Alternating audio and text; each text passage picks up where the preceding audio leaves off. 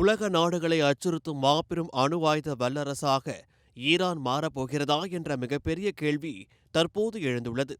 சர்வதேச நாடுகள் மத்தியில் தங்களுக்கு இருக்கும் மிகப்பெரிய அணு ஆயுத தடையை உடைத்தெறியும் வகையிலான ஒரு மிக முக்கியமான சட்ட திருத்தத்தை ஈரானிய நாடாளுமன்றம் தற்போது கையில் எடுத்துள்ளது.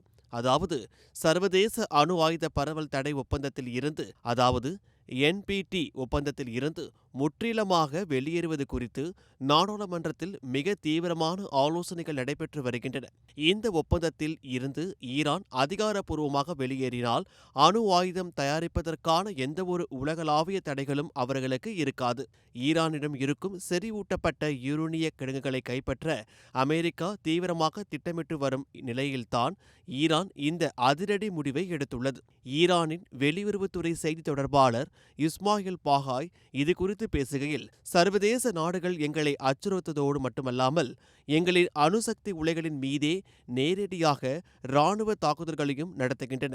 எந்த பாதுகாப்பும் தராத இந்த ஒப்பந்தத்தில் தொடர்ந்து நீடிப்பதில் என்ன பயன் இருக்கப் போகிறது என்று பகிரங்கமாக கேள்வி எழுப்பியுள்ளார். இருப்பினும் தங்களின் அணுசக்தி திட்டங்கள் அனைத்தும் முற்றிலும் அமைதி மற்றும் மின் உற்பத்தி நோக்கங்களுக்காக மட்டுமே செயல்படுவதாகவும், அணு ஆயுதம் தயாரிக்கும் இந்த ஒரு எண்ணமும் எங்களுக்கு இல்லை என்றும் ஈரான் திட்டவட்டமாக தெரிவித்துள்ளது.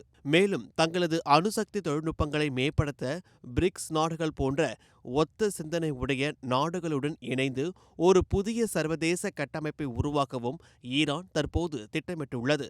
ஆனால் ஈரான் ரகசியமாக அணு ஆயுதங்களை உருவாக்கி வருவதாக அமெரிக்காவும் இஸ்ரேலும் தொடர்ந்து கடுமையான குற்றச்சாட்டுகளை முன்வைத்து வருகின்றன.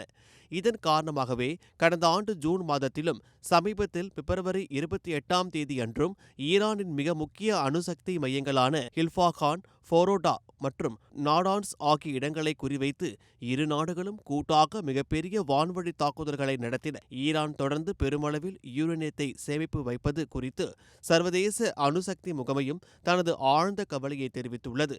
இதனால் அணு ஆயுத பயன்பாடு குறித்த அச்சம் உலகளவில் தற்போது விஸ்வரூபம் எடுத்துள்ளது.